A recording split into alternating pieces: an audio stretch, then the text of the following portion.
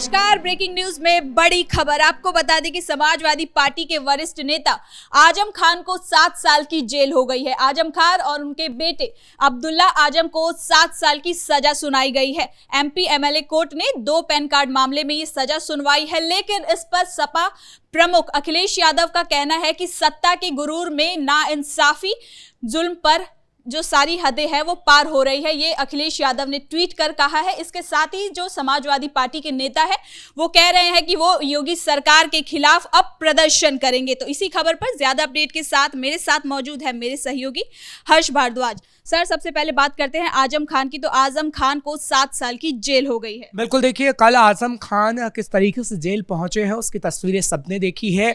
और सबसे पहले हमने ही खबर दी थी कि आजम खान और अब्दुल्ला आजम पहले दोषी करार दिए गए पैन कार्ड मामले में, उनके बाद उन्हें जेल हो गई, 7 साल की सजा हुई है।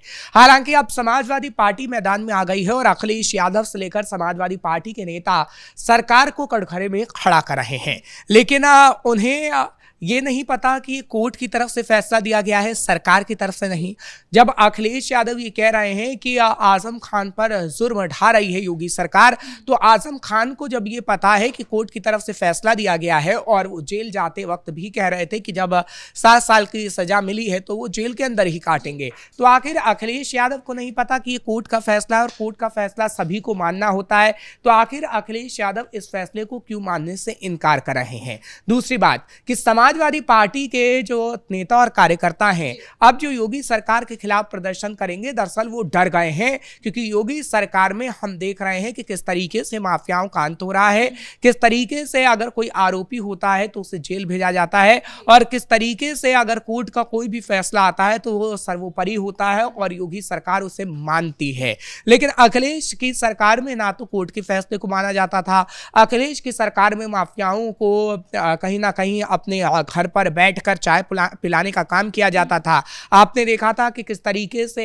चाहे आजम खान हो अखिलेश की सरकार में या फिर वो कट्टरपंथी जैसे मौलाना तौकीर रजा हैं, कितना दंगा भड़काया गया, उसके बावजूद अखिलेश सरकार में कुछ नहीं हुआ। लेकिन ये योगी की सरकार है और योगी की सरकार में हम देख रहे हैं कि कैसे एक एक आरोपी जेल जा रहा है। लेकिन हाँ, आजम खान का अगर जिक्र करते हैं तो आजम खान की बात थोड़ी इसलिए अलग है क्योंकि आजम खान एक सबसे बड़ा मुसलमान चेहरा है और अखिलेश यादव को ये डर सता रहा है कि आजम खान अगर 2027 में उनके साथ नहीं रहे, यानी प्रचार प्रसार नहीं किया, तो मुसलमान वोट बैंक उनसे छिटक सकता है। अब देखिए 7 साल की सजा हो गई है, जाहिर सी बात है कि 2027 में आजम खान का चेहरा अखिलेश के साथ तो नजर नहीं आएगा, क्योंकि अखिलेश उसी उम्मीद में थे। जब समाजवादी पार्टी के मुखिया अखिलेश यादव आजम खान से मिलने गए तो वो इसी उम्मीद से गए थे कि अब आजम खान जेल से बाहर आ चुके हैं और आजम खान की तरफ से समाजवादी पार्टी की पूरी मदद की जाएगी, जैसे कभी मुलायम सिंह यादव की गई थी और मुलायम सिंह यादव को सीएम बनाने का काम तक आजम खान ने किया था।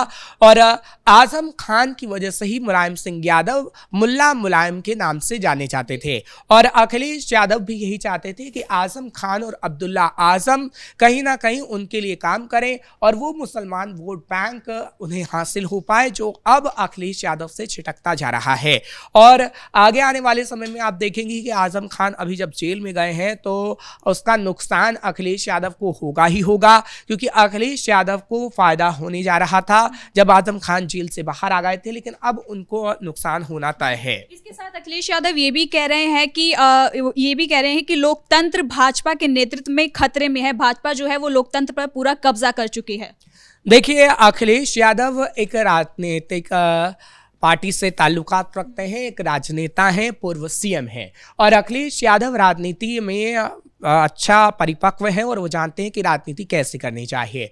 अब आप आरोप प्रत्यारोप का दौर तो देखेंगी ही, क्योंकि राजनेता ही एक दूसरे पर आरोप प्रत्यारोप लगाता है, लेकिन ये कह देना कि लोकतंत्र पूरी तरीके से खत्म हो गया, ये कह देना कि संविधान की धज्जियां उड़ाई जा रही हैं, ये सिर्फ और सिर्फ नैरेटिव गढ़ने का आपका काम है।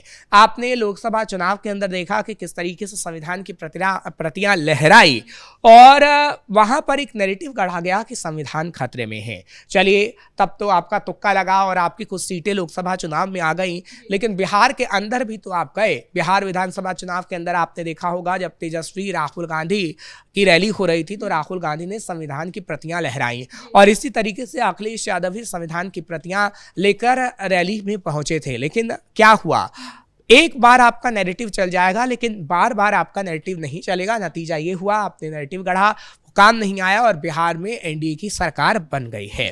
तो क्या ये नैरेटिव जो सेट किया जा रहा है ये 2027 के विधानसभा चुनाव को लेकर किया जा रहा है, क्योंकि अब चुनाव, बिहार का चुनाव तो हो गया, अब है यूपी का चुनाव, तो क्या उसको साधने का प्रयास कर रहे हैं? ऐसे में आजम खान को भी जेल हो गई है तो समाजवादी पार्टी और कहीं ना कहीं अखिलेश यादव थोड़े से टेंशन में तो नजर आ रहे हैं। बिल्कुल, देखिए टेंशन में तो नजर आएंगे ही, क्योंकि 2025 का जो बिहार चुनाव हुआ उससे अब लग रहा है कि उत्तर प्रदेश के अंदर भी आगे आने वाले समय में बीजेपी की सरकार ही बन सकती है, क्योंकि योगी आदित्यनाथ की तरफ से अपनी जमीन को काफी मजबूत किया गया है, चाहे वो विकास के मुद्दे को लेकर हो या फिर आप देख रही हैं कि बुलडोजर बाबा के नाम से वो प्रख्यात है और माफियाओं को किस तरीके से जेल में डाल रहे हैं।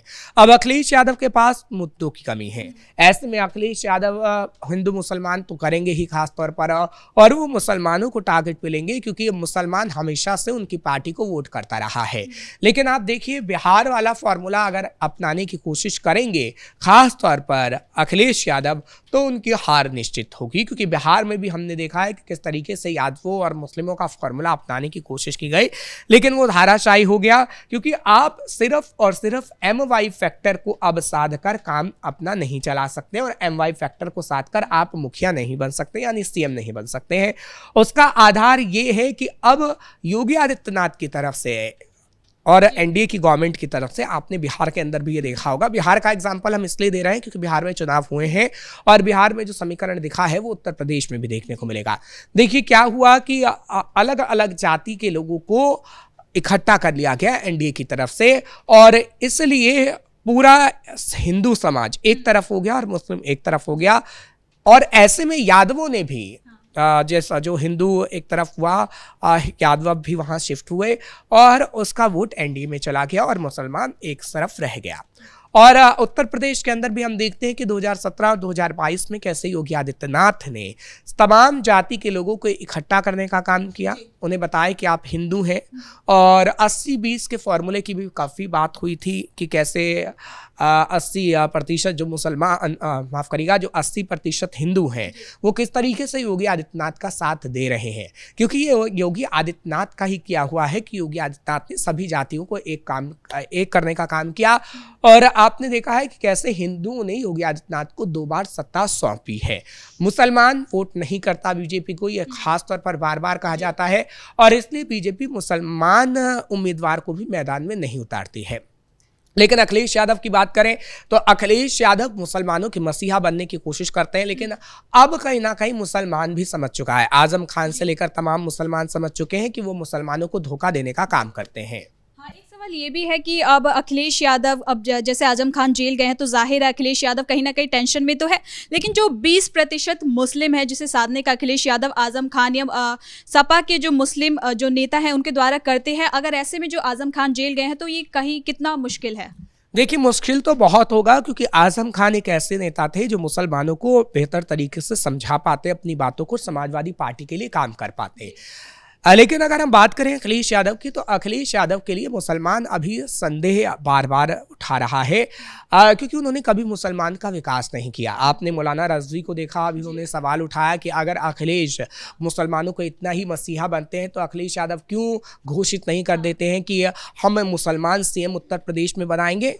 आखिर क्यों ऐसा नहीं हो रहा है? बार बार जो ये कहा जा रहा है वो वाकई सच है, क्योंकि अखिलेश यादव कभी भी ऐसा नहीं कर सकते। अखिलेश यादव को सिर्फ और सिर्फ अपने CM बनने की जुगत है और वो उसी जुगत में लगे हुए हैं कि वो कैसे CM बन जाएं, और मुसलमानों के साथ उन्होंने पहले भी धोखा किया है, मुसलमानों के साथ वो अब भी धोखा कर रहे हैं और आगे आने वाले समय में भी वो मुसलमानों के साथ धोखा करेंगे, इसमें कोई दो राय नहीं है। लेकिन अब उत्तर प्रदेश का मुसलमान ये समझ चुका है कि अब उसे कहीं और शिफ्ट होना है, अब वो समाजवादी पार्टी के तबके में नहीं जाना चाहता है, अब वो विकल्प तलाश रहा है। क्या वो विकल्प कांग्रेस होगा, क्या वो विकल्प समाजवादी पार्टी होगी, क्या वो विकल्प कोई दूसरी पार्टी होगी, क्या वो विकल्प मायावती होगा, ये तो खैर देखने वाली बात होगी। लेकिन हाँ, आजम खान का जेल जाना अखिलेश को तगड़ा नुकसान पहुंचाएगा। बहुत बहुत धन्यवाद सर आपका इन तमाम जानकारी के लिए। तो कुल मिलाकर आजम खान और उनके बेटे अब्दुल्ला आजम को 7 साल की जेल सुनाई गई है, जिसके बाद अब अखिलेश यादव ने ट्वीट कर उस पर अपनी प्रतिक्रिया दी है।